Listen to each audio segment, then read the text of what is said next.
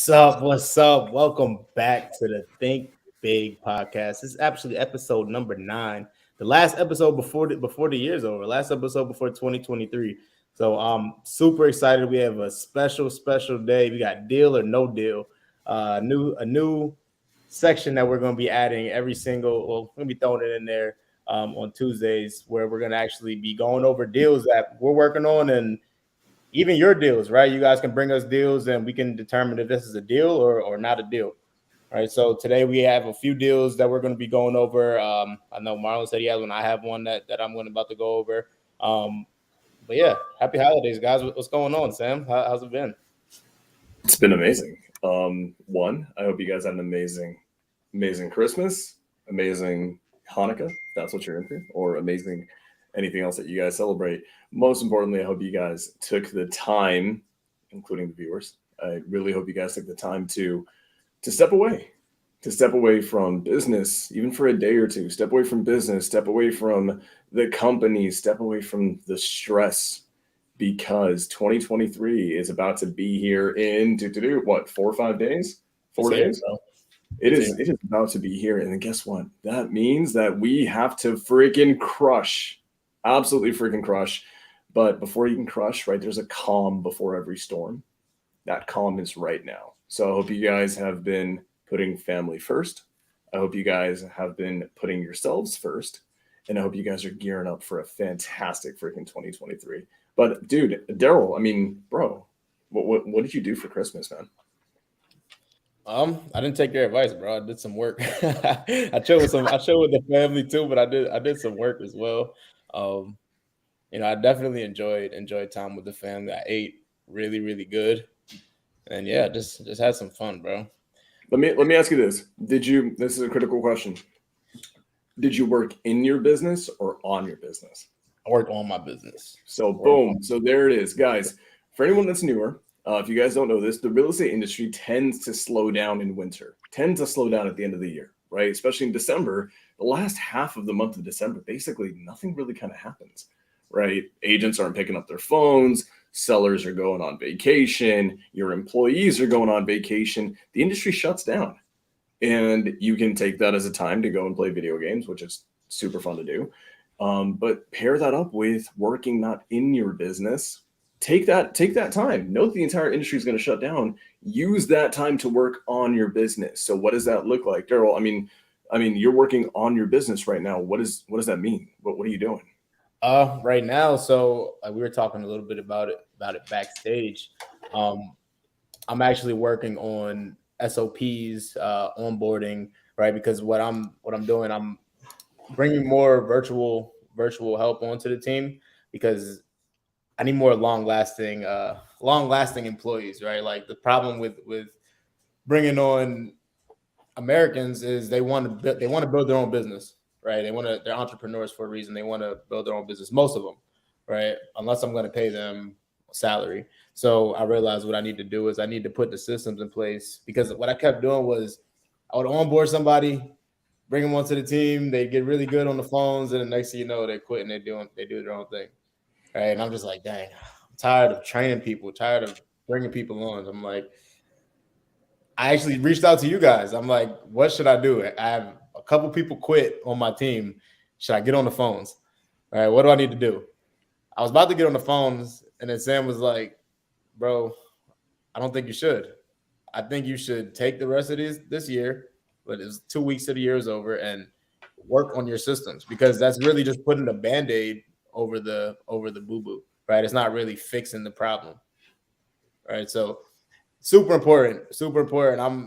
I just been working hard on it. I have quizzes for them to take when they get on. Like, there's no excuse now. Like when you join, when you're ready to get on the phones, you should know everything step by step that you're going to do, that you're supposed to do. And I really think that I'm putting the next people in the best position for success. So today we're going to do deal or no deal, right? It's important for us to break down real deals and real transactions that we're working on. But one thing that I do want to highlight for everyone, because this is a rare time, right? We can't speak about doing this right now until probably 2023 of December, right? December 2023. So what I want you guys to do is, in your businesses right now, do an audit of all the problems that are coming up. right? Daryl was maybe having some turnover issues, some attrition issues with his acquisition reps, right? What are your recurring issues in your business, right? What are the pain points? And then ask yourself, if I go and fix that pain point right now myself, am I putting a band-aid on it? And that's just treating the symptom, or am I curing the disease? And so by Daryl going back into his business, creating SOPs, which stands for standard operating procedures, training modules, really setting up his acquisitions and his new hires up to succeed and to hopefully keep them around longer, he's curing the problem. And then guess what? He's never going to have to come back in and talk to sellers unless he absolutely wants to. So I want you guys to all do the exact same thing in your business. Like, really dive in, really audit, find out what ends up being a headache every other week, every 2 weeks, every 3 weeks. What's the problem that keeps coming up, and figure out what's the root of it and solve that. So that's freaking amazing. And it goes to show that, dude, that's a big business brain right there that you're doing. That's some real business owner stuff right there. That's so, say, bro, 2023 is the year to stop treating this like a hobby. Or if you're treating wholesale like a hobby, stop it right now. This is a business. You need to treat it like one. Yeah. And I want to hear right after this. I want to hear, about Alejandro's amazing Christmas plans, because man, this man had probably the tallest tree I've ever seen in a personal residence. But guys, like, what Daryl just said is massive. 2023, with this recession, with what's happening to the wholesale industry, if you are a hobbyist, you will get crushed. If you are playing this game kind of 1 foot in the door, 1 foot out, your systems and processes aren't in place, you're not going to stand much of a chance. You're probably not going to last. Now, if you want your wholesale company to have a 7-figure year next year, can you? Absolutely. Probably have a better shot at it now than before, because so much of your competition is going to get washed out. So, but it's only going to come to the people who do the right things at the right time. Alejandro, bro, talk to me. What did you do for Christmas? Oh, dude, for Christmas, pretty much just playing out. I was actually working on SOP, Sam. We've had this conversations. I think, Daryl, this is something that we really need to implement on all of us, is having SOPs in place, man, so we can help our employees and we can scale properly. We can't scale without having directions within our business, because where are you going to direct your employees to? Like, how's your business going to grow without direction? So having those SOPs in place. And bro, I can tell you right now, it has been the most boring thing I've done all year. Doing this SOP thing, like, bro, I had to like talk to myself on, like, it's okay. You only got to do it once, and once you do it, it's gonna, the outcome. Like, I'm only excited for the outcome. I'm not excited to do the SOP thing, right? And yes, you can hire out, but then you have to spend time on making that person you hire understand your vision, how you want it to go, like what are the instructions. I'm like, I'm just gonna do this myself. Just get it done. And I would say I'm probably 30-40% done. I've been working on it for the past 3 days. I mean, just yesterday I worked on it all day. So you can do the math there. Like, bro, it's time consuming, because once I'm done with this and we hire a new employee for acquisitions, for Dispo, for TC, go look at the SOPs. Do not come back to me until you complete that. And if you do a mistake, I know for a fact that I did my job, spending hours and days of creating this SOPs for you to not do this mistake or that mistake. So now I can point fingers at you. It's your fault. It's not my fault as a leader or as a business owner that you did this mistake.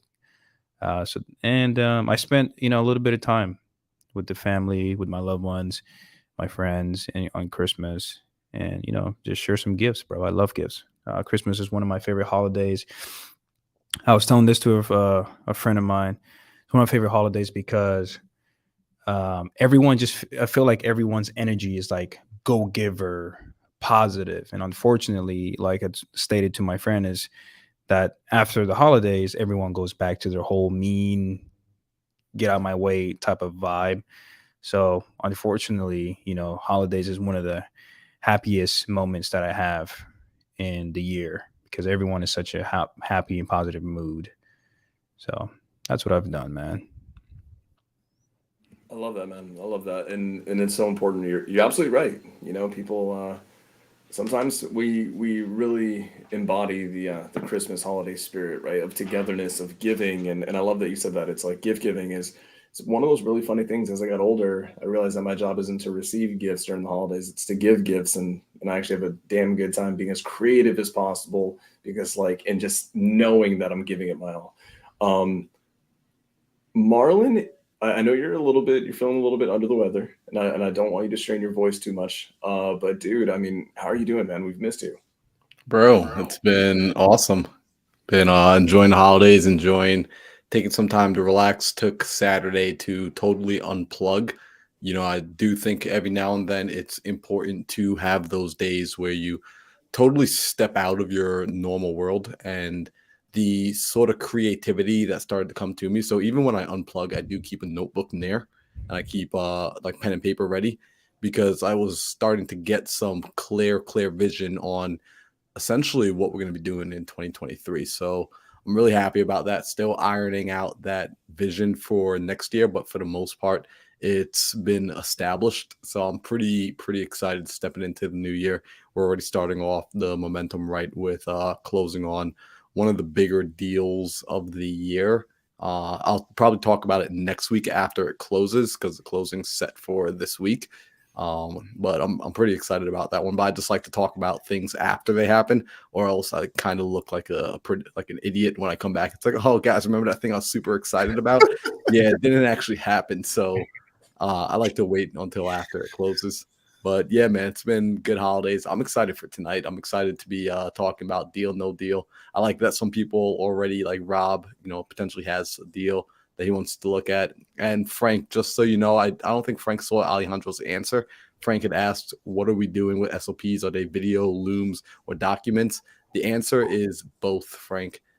SOPs record videos for them, and there are also text documents as well to support the videos. So typically we will use Loom. I know Alejandro uses Loom a lot.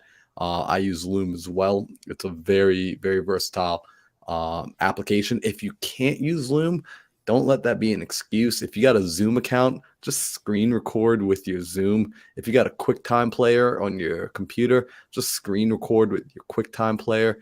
Hell, if it's like so bad and you got nothing else, take your Android out and point it at your PC and, you know, just do what you got to do, but it will get better over time. But the very least, Loom and Zoom. There's another Yeah. tool as well that I use on top of Loom. I'm trying to look for the name. I just used it yesterday. I actually got this from our good friend Will. Tango. Tango is it's almost like Loom, but what it does, it highlights what you're clicking. So whenever you're showing people, you know, how to click this button or click this button, it actually highlights it to their screen, like click this button. So it's like there's no way they can get this wrong. Yeah, I love that. And, you know, and as we're going to get into right now, I do want to highlight this, guys. SOPs, right? Everyone, when you're building out SOPs, no one knows what that really kind of is. They're like, they think there's one right way to do it. The reality is there's not, right? I've seen SOPs as simple as Word docs. I've seen SOPs as simple as Loom videos, Zoom screen recordings. There's a bunch of free apps out there that you can use that actually don't even have a cost to do some screen recording with like a voiceover and things like that. Very simple. And, you know, as you scale up, SOPs tend to look a little bit different. SOPs can be like whole scale Kajabi modules and, you know, like they feel like courses. And so depending at the scale that you're at or the season that your business is in, you can start as simple as, you know, just Google Docs. And then you can eventually get into some Kajabis. You can get into basically creating a mini course for your own people. So they can be trained up there, this, that, and the other. And for the people who are advanced, who are in an advanced position where money is not an issue, there are companies that you can hire at a pretty expensive price point, to be honest with you. But if, you know, time is money to you and you're in that season, that elevated season, there is a shortcut that you can hit. There's tons of companies that will come into your business, take your processes and make them into streamlined SOPs. So just know there's always something out there, and it's easy. But guys, I want to get into Deal or No Deal, And this comes from, I think, the other week we did a breakdown of one of the properties that I just bought and in Henderson, Nevada. And it was a great property. It's a great deal. And then I think we all kind of agreed after the fact that people that watch, especially newer people, they like learning from real deals, like actual deals, actual transactions, not made up stuff, not theoreticals, not hypotheticals, with fake mathematicals. It's good to have it be real. And so this new series, I believe, was Alejandro's idea, because Alejandro comes up with all the fuego ideas from our group. So every other week or every couple of weeks, this is going to be a new series that we do called Deal or No Deal. We are going to go into our pipelines, deals that we've bought or that we're working on or that you guys send to us, and we're going to break it down and honestly get 4 really different perspectives on these deals. And I think this is going to be a unique thing, but let's get to it. So Daryl, bro, you got some deals for us to look at. Oh, Daryl's muted. Oh shoot, yeah, I got a deal, guys. I got a deal. Let's take a look. I'm gonna share my screen. All right, I'm gonna show you guys how I usually. So like when my team comes to me and they say the same thing, hey, I got a deal. I need you to underwrite something. This is what I fill out. So I put the address here. We're not gonna put the address here. I have the first for. This is just a template that I follow. So if there's no first position, say it's a seller finance deal, there's no loan or anything at all, you just leave this blank. But this is a creative template, creative underwriting template. So on this one, I already filled it out here. So the balance, first position mortgage balance is $216,000. So this is going to be a hybrid deal. Let's go about the overall deal terms first. It's going to be a hybrid deal. We're giving this guy $15,000 at close of escrow. He's gonna have a silent second position for the next 5 years, and then 5 years he'll get $20K. So that silent second says 0% interest. Pretty much got a interest-free loan for the next 5 years on that equity. So we have that first position mortgage is $216, 3.5% interest with the 1310 PITI.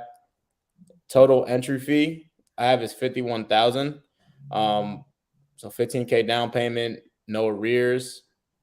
Cost of acquisition or my assignment fee that I'm going to pay myself is $10,000.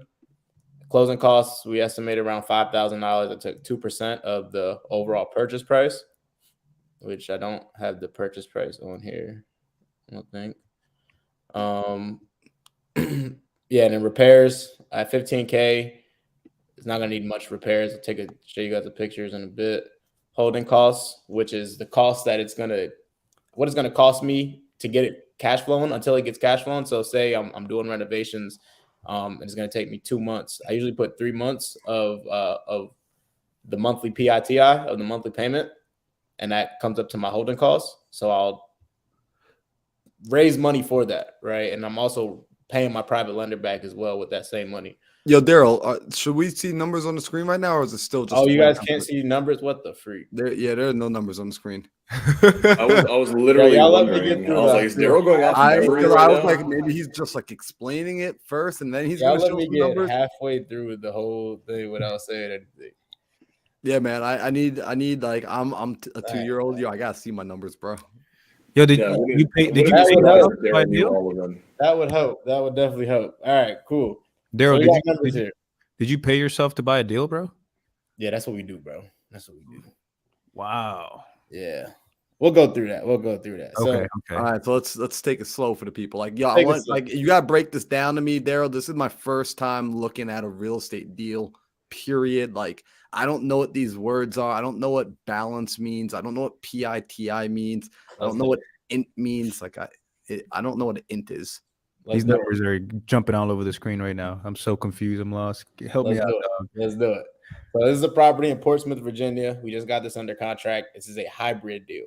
So what a hybrid is, that means it's half subject to, half seller finance, right? So subject to, we're taking over somebody's mortgage, and then the rest of their equity, we're going to pay them in a second position. We're going to pay them over time, however we agree to it. So this one in Virginia is a hybrid. We're paying the seller $15,000 down, and we're taking over his existing mortgage that he has a balance of $216,000 on. His monthly payment is $1,300. We're taking that over, and then we're going to give him another $20,000 in 5 years. So what's the overall purchase price of this? So the overall purchase price is, what is that? That's around 240, 241. Let me do the math. 216 plus 35,000. So 251. So you're buying a property for $251,000 and you're using the seller's first position mortgage. 216, you're leaving that in place and then you're paying him the rest of his equity. All right, cool. I'm just making sure I'm following. Yep. Exactly. Can I just highlight some weird deja vu stuff?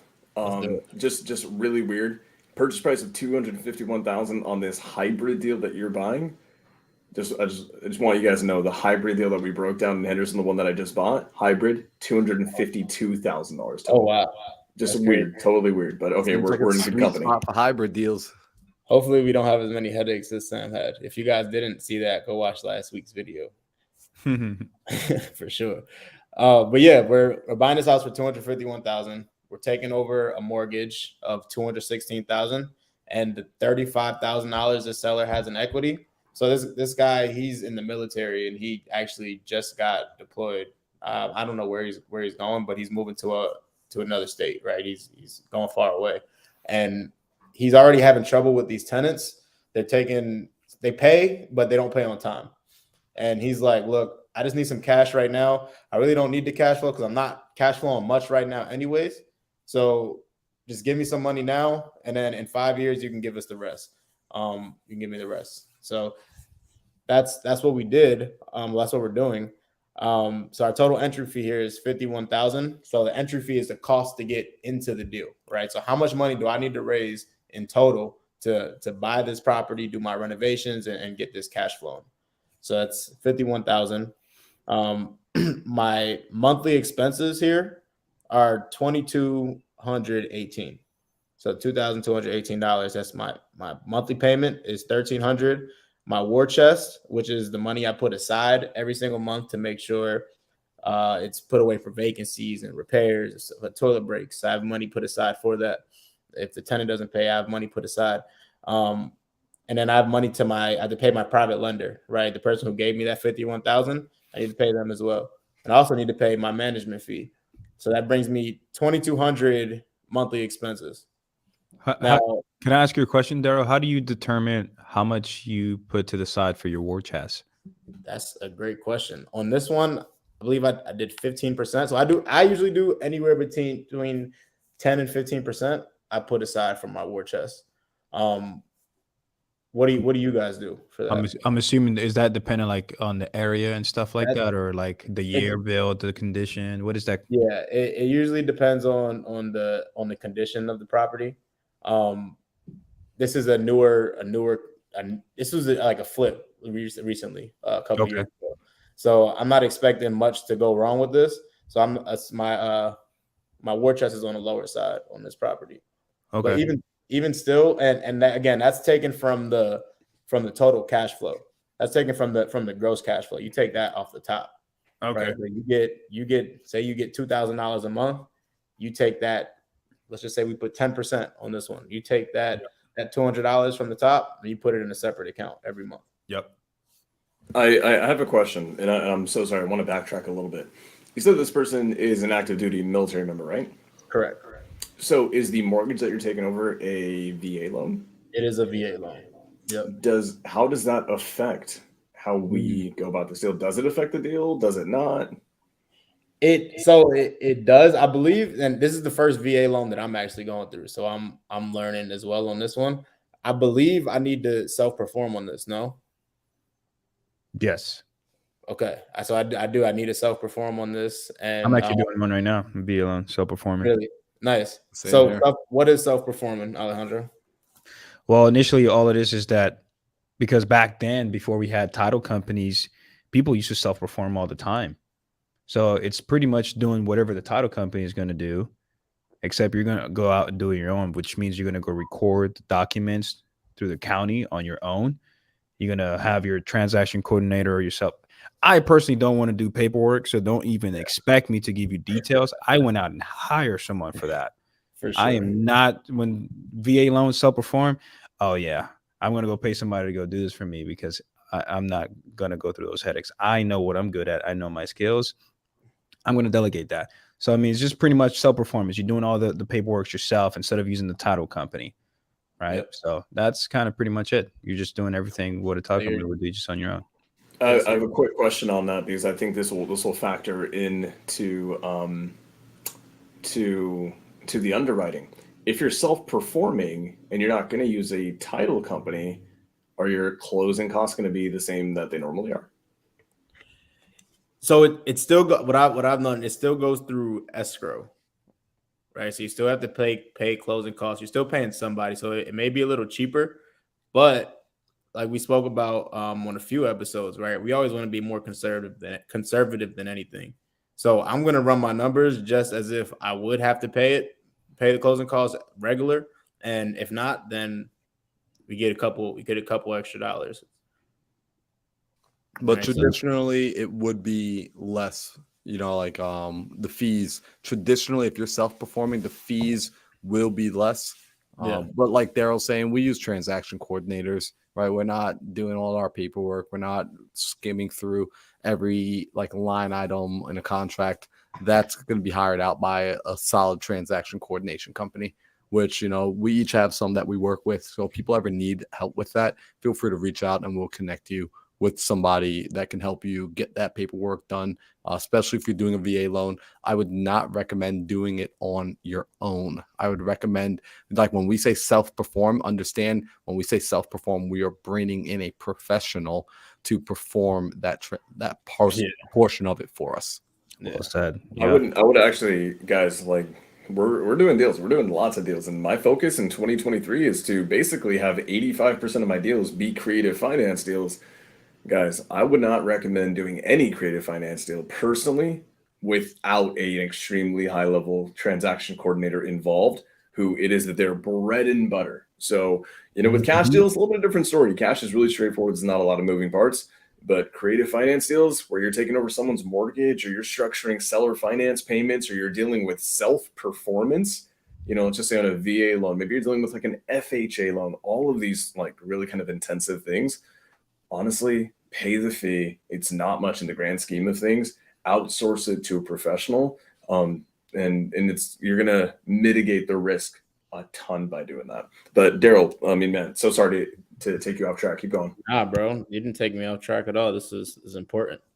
So as you guys see, my long-term rent average is $1,700 to $1,900. Now, my monthly expenses is at $2,200. So, with that being said, long-term, short-term, regular long-term rental, it just doesn't work, And then same with short-term rental. Short-term rental average is $2,700. But even with that, I didn't write this down, but the expenses on the short-term rental would be a little bit more expensive as well. So it would almost not even be worth it to do a short-term rental. It would probably cash flow at about like $200-$300. So question for you guys, my expert co-hosts with me, if we have a property that doesn't cash flow as a traditional rental, it doesn't cash flow as a Airbnb, what the freak do we do? Ooh, can I go first? Yeah. Go. Can I see those numbers one more time? Fashowski. Hold up. Let me pull them up. This is what I do all day, bro. Oh, here's the pictures too. You're playing. This is my field right here. Can you see these? We can't see anything right now, Daryl. Shoot, hold on.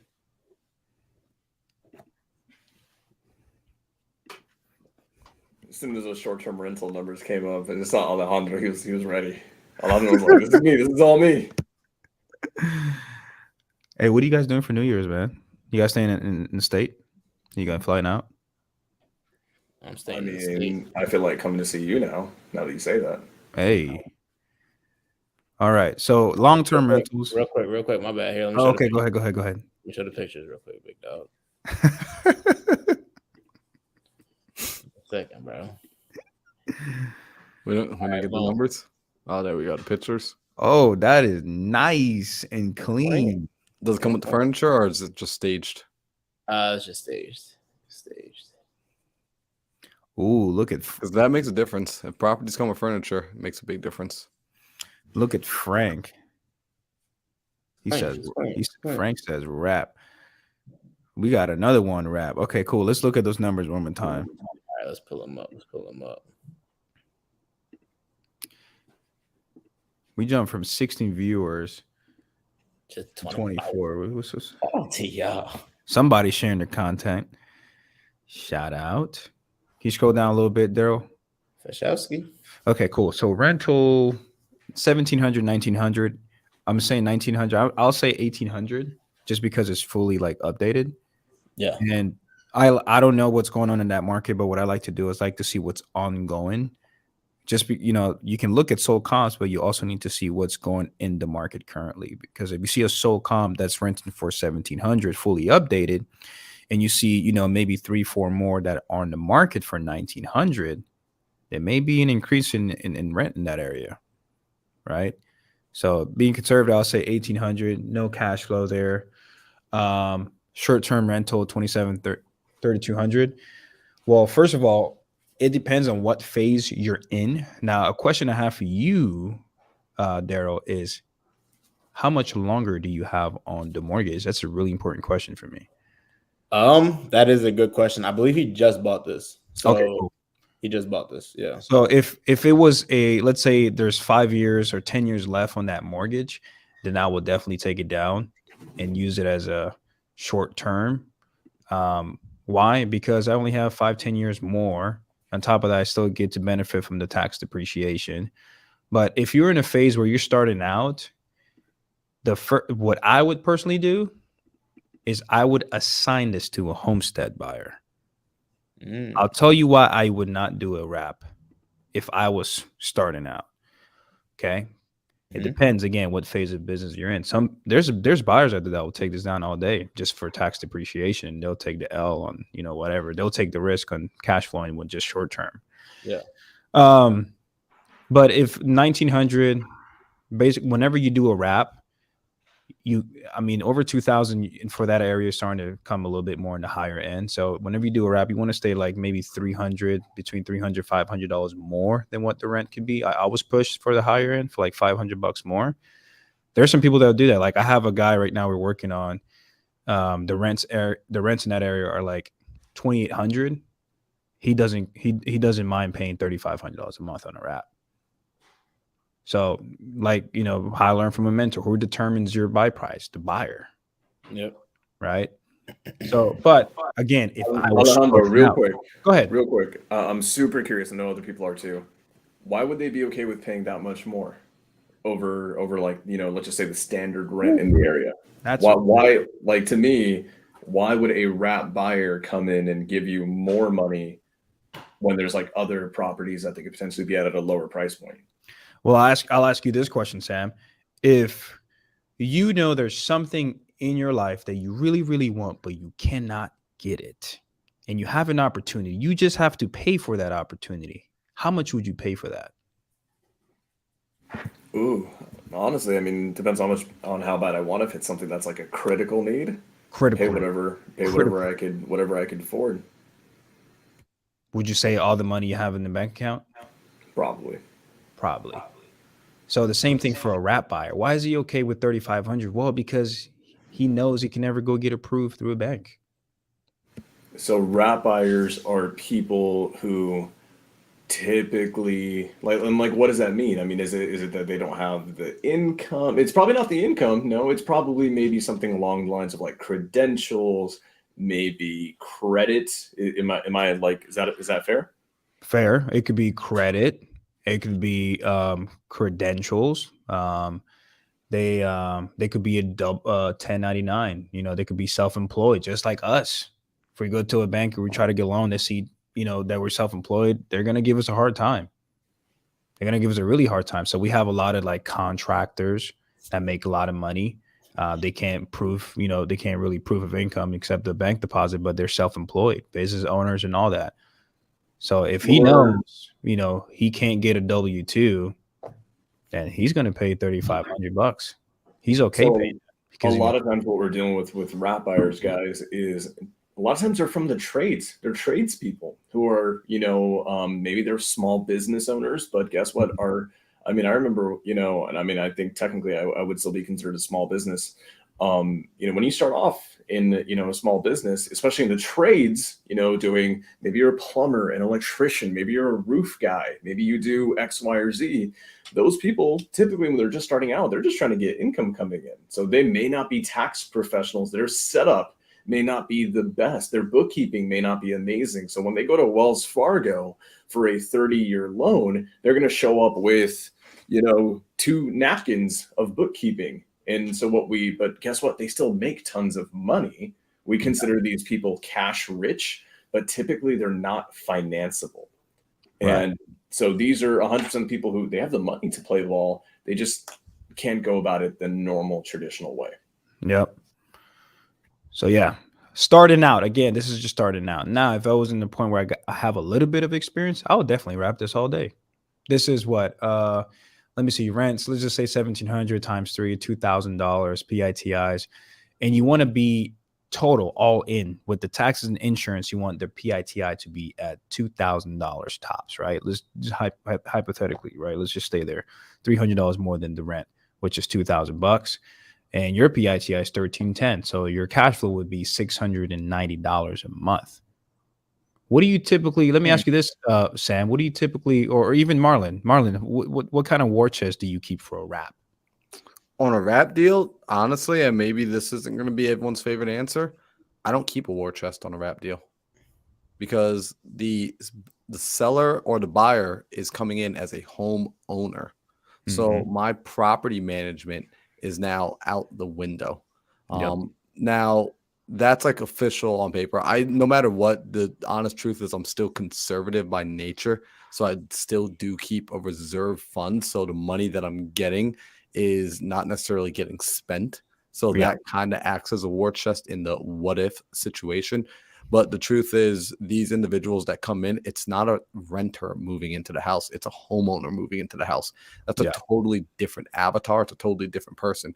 So if the heater goes, if the lawn needs mowing, if a doorknob is loose, the homeowner fixes it, not me. Perfect. So you still keep a buffer, just don't have like a specific percentage on the side. You keep a buffer. I gotcha. Makes sense. What about you, Sam? What would you do there? I'm very similar to him, right? This is like, it's really important because this is very easy to conflate or confuse with maybe a lease option, maybe a rent to own scenario, which is a little bit different where, for let's just say maybe a year, maybe 2 years, they are tenants. And then if they're your tenants during the renting phase of that rent to own, if something breaks, it's on you. You're the owner, right? You're the landlord. It's on you. So then in that place, what I would do is I'd buffer on monthly payments. At least a few $100. I minimum do 200 on like my long-term rentals. That's just how I like to do things. But then on a wrap, it depends on the entry fee. So like Marlon, you're a guy who freaking crushes wraps, right? I mean, you're just, and I know that we've actually come to you for help on like how to structure them. With a wrap, are your wrap buyers coming in? They're not coming in zero down. Right, Never. They're coming in on an entry fee. So they have skin in the game, and essentially this is like what I want to highlight. It's what Alejandro and Daryl and Sam are all saying, that these sort of people that come in and that see the value in this, because sometimes we're always wondering like who would ever do this, who would buy a property from you on a wrap, who would pay 7% 8% interest, who would come into a deal with $30,000 down or $40,000 down. Right. You got to understand these people are, like Sam said before, they're not financeable. They can't go into Bank of America and get a traditional loan. However, they can be financed by the Bank of Daryl, by the Bank of Alejandro. And just like Wells Fargo or Bank of America or Chase and Citi, we're going to ask for a down payment, something significant, so that we, one, can protect our interests. So in case we ever had to take the property back, we're making money in the buy. We're actually getting the property back with more equity because we never gave a 100% loan position. And then also by asking them to put more money up front, asking them to pay, you're asking them to pay attention to their investment, pay attention to the property, pay attention to the leaks and the nooks and the crannies, all of that. So again, it produces a totally different environment. And for anyone that's a traditional landlord, maybe the thought process that, oh my gosh, what you're telling me the people in the house are actually going to take care of it. Yeah. I mean, how do you treat your house, right? You as a homeowner, how do you treat your house? Very, very different. When you were thinking about buying a house, you were thinking differently than your friends who are still in the place of renting. Right. This is leaving college and going into the real world. Right now, Yeah, you're this taking is care of your stuff. Yeah, this is absolutely where things like pride of ownership come into play, right? You're dealing with a different type of like you said, avatar. So Alejandro, to your question about like, what is there a margin? Do I build in a buffer? Absolutely. On wraps on their entry fee, that's where the large buffer is. And I'll base that buffer depending on what the property is like. The property was built in 86 and it just needs a little bit of work, and I know that the AC is probably going to go, or I know that, hey, we may have some questions on plumbing. I may raise that up. But if the property was built in 2017 and it's in the suburbs and the HOAs doing a great job being Karens and making sure everything's up to par, right, then I'll actually lower that buffer payment because I know that more than likely, unless something crazy happens, and if something crazy happens, insurance comes into play, right? We'll try to keep it at a lower price point to still get the right person in. We don't want to make it so low that we're opening ourselves up to liability, but we don't want to make it so high where we potentially pass on the right person because we overcharged. So to your question, that margin is going to depend on what the property is already like. Cool. Love it, man. Thank you guys for sharing that. So, I mean, yeah, that would pretty much be my exit on there. Just assign it again. This, if I'm just starting out, just assign it. Or you can go find someone that has experience on wraps and just assign it to them. But tell them, hey, I'll take a less assignment fee if you show me how you find your wrap buyers, the paperwork is done. I have someone that's doing that for me right now. I have a wrap that the guy assigned it to me at $10K entry fee. Really good in a market where I can probably get $30K down or even more than that. And he was like, hey, I'll take a shorter assignment fee. Just show me how you find these wrap buyers. How do you market for them? How does the paperwork works? And, once you show that person, I mean, he's more likely to do more deals with you in the future, right? The next deal might be, hey, I'm ready to do all the paperwork. I want to partner up with you. Just, be, guidance for me to make sure That's a smart wholesaler, bro. That's a smart guy right there. Very smart. And on top of that, like when the exit strategy is only wraps, like there's no cash flow at all. I mean, don't be the guy that's trying to ask for like a big lump sum of don't, please. I've gotten that like maybe like 20 times this year. I'm like, bro, I send them balloons on like, hey, don't do that again. Here's why. I don't just tell them, F off. I tell them, hey, this is why you should stop doing that. And they're like, oh man, thank you for that. I didn't know that. Because a lot of people don't know. Yeah, education is really, really important. What I would say is this, to Alejandro's point, I think I talked about it on this podcast, on the Think Big podcast when we first got started. We're talking about how to get your first deal, and I highlighted a young man named Cody out of Florida. Cody's a newer sub-2 student. He's up in Duval County, the Jacksonville area, doing some realtor outreach, and then he finds a deal where it's basically the similar scenario, right? He was direct to agent, crushing on the acquisition side. He came to me and is like, Sam, you're a buyer. Do you want to buy this deal? I said, of course. Let's see if we can massage the numbers to make it a deal for me specifically. It ended up not being a deal for me just because of a few $100s one way or the other. And I had to pass, right? And then to your point, because there was no cash flow, we could have sold it to a wrap buyer, right? And sometimes there's different psychologies of why do we do what we do. So Alejandro pointed out, in the beginning, you do an assignment, right? So you can learn if you're on the new end. So why did we assign that deal and make a lot less on it? We made a $15,000 wholesale fee that we're actually getting paid out, I think, like literally tomorrow, because we just closed on it. Nice. But why did we assign it when we could have found a wrap buyer very easily? Because this deal was in Tampa, Tampa, Florida, suburban home. Very easy to find a wrap buyer there. Why did we do it? Because we wanted a really dope story to tell them. This, guys, this happens. We actually sold it to a homestead buyer who's another sub-2 student. And we knew this person wanted desperately to move to Florida. They've reached out in the past saying like, hey, can you help us like find us a creative deal? Why? Because this person was not financeable. That is and so what do? We're like, okay, we'll still make money on it. We're going to make $15,000 on it. We're going to get a deal done. We're going to help out the homeowner, who is very similarly to Daryl, by the way, active duty military stationed overseas. This property was vacant, costing him a ton of money on a VA loan. So what do? Lock it up on a hybrid. Everything is a hybrid now. It's so weird. Hybrid deal. And then we assigned it not to a wrap buyer. Basically would have been a wrap buyer, but instead of selling it to them, we just assigned it to them because they're a friend and we want to look after them. And it's a dope story to tell that, hey, I just sold a deal to my friend so they can live in it. I think also, Sam, you're great story. That would be a great story that you assigned someone that needs a house. But what I was going to say is that we're going to see a lot of hybrids here in the first quarter or two, because what's happening, and I'm pretty sure you guys can agree, is that these sellers are still stuck with the prices during the high rise during 6 months ago or last year. They're still stuck there. Like, even though their property's worth 270 right now, they still want that 300,000 it was worth 6 months ago, and be like, you know what? Okay, I'll give you your 300,000.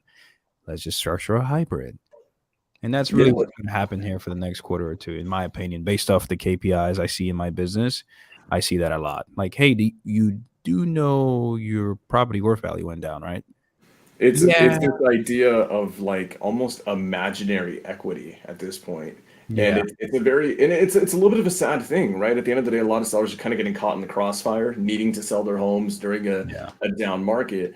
This is, guys, make no bones about it. Like, if you don't know hybrids, like, you really need to start brushing up on how to structure a hybrid deal, how to underwrite one. The reality is it's a lot simpler than you might think. If you're like overthinking, if you think it's really difficult, trust me, it's really not. Just it's two different mortgage payments a month. That's really all it is.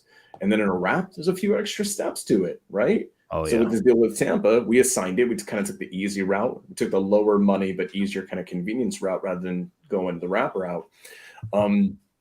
As this fallout happens, as people's equity gets crushed, as I was talking to a homeowner in, again, Henderson, Nevada. It's one of my main markets yesterday. A brokerage. I applaud a brokerage for doing this. They openly told her, hey, if you list with us, we would love to. But the reality is we're anticipating your property to sit on market for 150 to 200 days. Props to them for being honest and upfront and having integrity in that, right? But guess what? This homeowner needs to sell. I took the homeowner through and through, like, here's what this is going to look like, full transparency if you sell on market. Here's what's going to happen if you sell to a hedge fund. I'll even help you sell to a hedge fund if you decide. We talked about them. It's not an option. The only option for this seller is either a sub-2 or a hybrid, which we're now negotiating. And it's the only setup where the seller doesn't actually take a loss. So, guys, like, 2023 is the year of creative finance. To me, every year is a year of creative finance, but it's going to be undeniable. So, this is a good question from Frank. Have you ever created false equity on a hybrid for the purchase? I have. Yep. Have, absolutely. And I'm assuming you mean like an inflated price point to make sure the deal happens. Absolutely. This is what we kind of talk about when we say to the seller, hey, Mr. Seller, I can give you the number you want if you give me the terms I want, right? Or I can give you the price you want if you can give me the terms I want. And we structure it around that. Just like Alex Ramosi super stated. important, though. A lot of people, they want to give the price that the seller wants and also the terms that the seller wants as well. No, I can give you either the price you want and the terms I need. That's why I don't even say the terms I want, the terms I need, or the price that I need and the terms that you want, right? So I can give you want $2,000 a month, I'll give you that, but I need this at a discount. I need to buy it at a wholesale price, right? Can we just respect the closer? And this man came out, he's like, this is a negotiation. Yeah. You're not getting everything. So you can't keep it closing down. But to that question, Frank, absolutely. Absolutely. This is actually very common a lot of times in full seller finance situations. A lot of times when a seller's owned the property for 30 plus years, they own it outright. And I know you're asking about a hybrid, but on a seller finance, this happens a lot more because they typically want their number, and the market has said that is not worth what you think it's worth. And in that point, we're kind of creating false equity. But as long as the rest of our underwriting is on point, as long as we're cash flowing, as long as we have our war chest, as long as we have that the oh shit fund in place, and we know we're not biting off more than we can chew. In my opinion, there's really nothing wrong with that. Why? Because that false equity, it can show up next year in an appreciating market, or in 6 months if the market crashes because World War III happens, that equity is gone anyways. So equity is really important. Do not get me wrong. Equity is super freaking important, but it's not the end all be all. Man, I have a property. I'll say it real quick. I did some false equity. I think it was like over $100,000. So $100,000 worth of false equity. Was it a multifamily or? No, there's a single family in Georgia, but the gross cash flow alone, it's like $1,200, 0% interest. What do I care from cash flowing, bro? Within That's a no-brainer. 8 to 10 years, like sure that equity will be there. Yeah, absolutely. And that's one of those ones where our mentor, I don't know that he made up the example, but one of my mentors, Pace Morby, he always says this idea. It's like, would you pay, $1 million for whatever? And it's obviously not worth $1 million. And everyone says no. Well, would you pay $1 million if all you to do is pay me $1 per month for, a million months? And the answer is like, obviously, like no brainer. So 100%. So 100K sounds like a massive upsell, but at $1,200 a month on the cash flow, and as long as you're protected. Now, I would say this: I don't want you guys to go and just start offering sellers 100K more than what it's probably worth. Please don't do that, and if you do that, don't say you learned it here, okay? Because I don't want to deal with that. You hear from me, Alejandro. I would say this: make sure you're protected in your exit strategies, right? If I give you that 100K, and if shit hits the fan 2 years from now, does all the rest of my underwriting make sense? Right? Yeah. Am I going to be protected, or am I going to, lose everything trying to settle this debt? So that's actually a really good point. Yep. Cool. Okay. But yeah, my current exit on your deal, Daryl, for it to be such a long answer, is I would wrap it in my phase of the business. But if I was starting now, I would just assign it to someone else that can wrap it, or assign it to a homestead buyer. But I would assign for knowledge, not assign for money, if that makes sense. I forgot a piece of important information that may or may not change the deal. Oh, okay. Let's hear it. Right. There's a tenant in there till March. Ooh, paying what? The tenant's paying $1,900 right now. So it's negative cash flow. I'm sorry, the tenant's paying $1,800. The tenant's paying $1,800. It's not negatively cash flowing, but I couldn't put away money for a war chest or pay a private lender. Email. Yeah. Oh yeah. So what I was thinking was just bringing an investor partner who we close on it and then we get the tenant out, or just give the tenant cash for keys and just get them out before we close. That's so what I want to do is this. I think it'd be really cool to kind of end this end Deal or No Deal every time we do it this way. I think we all just go around and say, hey, would we, first and foremost, is this a deal for us to buy? And then if the answer is yes, great. If the answer is no, then is there another exit? So for me, and I would love to hear you guys take on this. For me, if you brought this to me, Daryl, and you said, hey, here's the setup, do you want to buy this? I would say, hell no. No, not for me. I mean, maybe it'd be like, would I buy it for depreciation? That's probably the only reason I would personally buy this one, because I need to depreciate a lot of income. If I didn't have any other deals that were on my plate, like then I'd buy it. But for the most part, I would say no.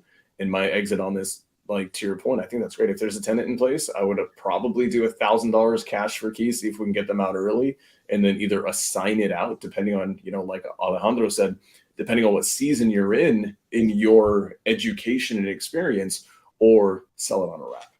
Yeah. Marlon, what do you think? Yeah, I'm gonna have to go with a no on this deal. The lack of cash flow and just full transparency.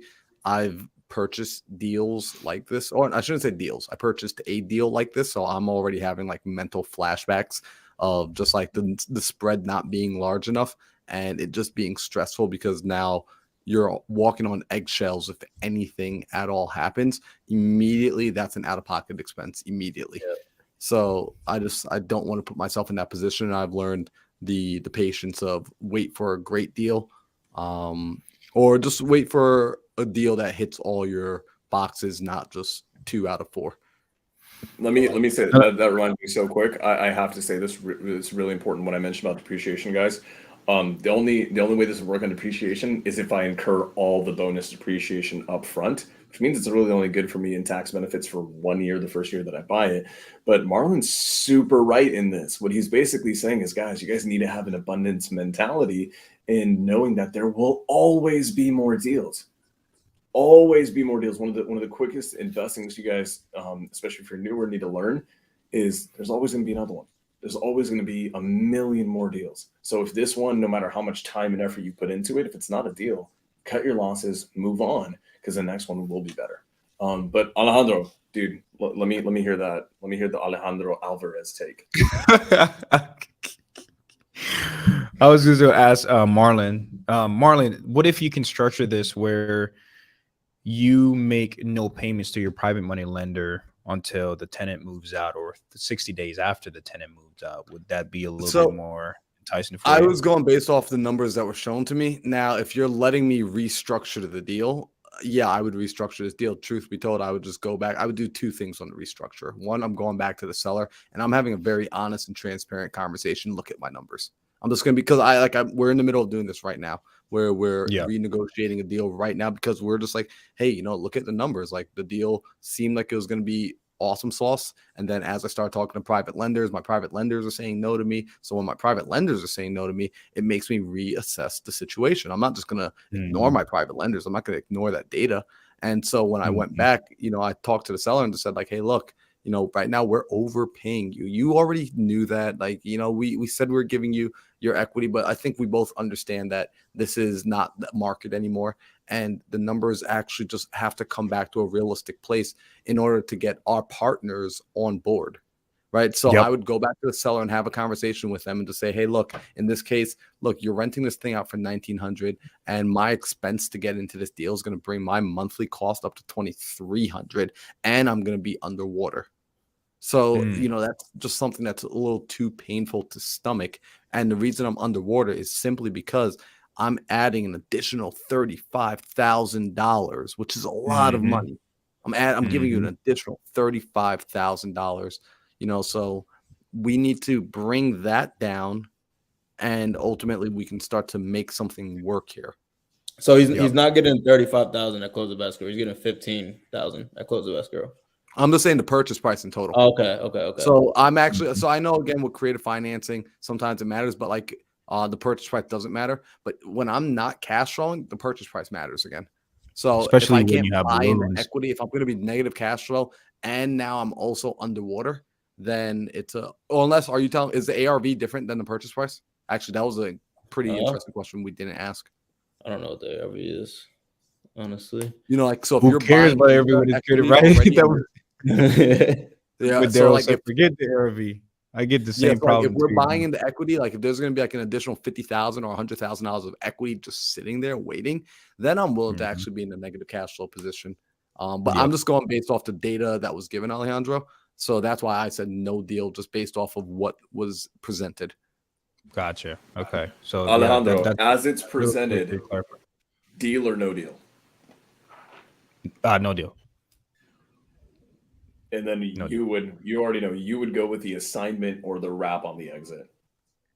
We'll go with the wrap. I mean, what are we defining no deal as? Like we're passing on, like we don't even want to touch it. For you to buy, for you to be a buyer. As a long term? Mm-hmm. Long term, no. I mean, I'll definitely go back and renegotiate some things there, but no, I'm good long term. Not for that. Awesome.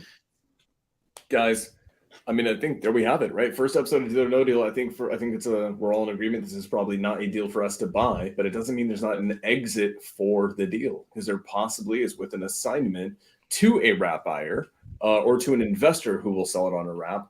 Or if you have the experience, the knowledge, and the support system of quality transaction coordination, a mentor, a community backing you, then a wrap may actually be the best way to go about it. That's our opinion. Daryl, bro, thank you for bringing that one, dude. That's a good one to look at. Bro, thank you guys for being spot on, because that's exactly what we're doing. We're wrapping it. We're marketing it for around like 45, 50K down payment. Around 1,700 a month, 1,800 a month on the. Don't want to hit them too hard on the monthly payments. And we're going to put it at 6% interest, right under 5-6% interest, right under what market value is now. But we're still going to, increase our purchase price, we're going to get paid over the next 30 something years. What's right? your guys' That sounds sell like a price? deal for it, guys. What selling price? I'm going to sell it at 280, around 280, 290. Okay. So Daryl, so let's wrap this up. But on this deal that doesn't typically work as a traditional, rental property, this, that, and the other, you with creative financing are going to make money on it. Yep, for a long time. For a long freaking time. There you guys have it. Boom. That's the Think Big podcast for the end of the day. Guys, as we wrap up, any last words? This is dope. No, I'm not ever leaving. That's what I say. I don't want to say Chris, I'm not ever leaving. Just like Wolf of Wall Street, like we have work to do, guys. Don't get all holidaysy on me. It's a holiday. I'm gonna chill out, guys. I'm taking down so many deals right now. It's so excited. Like you can feel in the whole business, like people are sleeping on these leads, bro. Facts. People are asleep. You can just feel that. Like every time I call people with terms, it's like, really? You can do that? Like, wait a minute, no one has ever told you this? Wow, this is great. So I am. Let's end it with this, because my boy Alejandro loves that movie. He loves Leo DiCaprio. I love him too. He's a freaking phenomenal actor. Take that in, guys. New Year's here. 2023 is coming up, and guess what? 2023 doesn't start January 1st. It starts right freaking now. It actually started yesterday. So Stop sleeping on it. Work on your business. And if you have to work in your business, that's okay. But to his point, the answer is one simple thing, and that is pick up the phone and start dialing. Guys, that's another episode of Think Big Podcast. We will see you next week. Peace. Peace.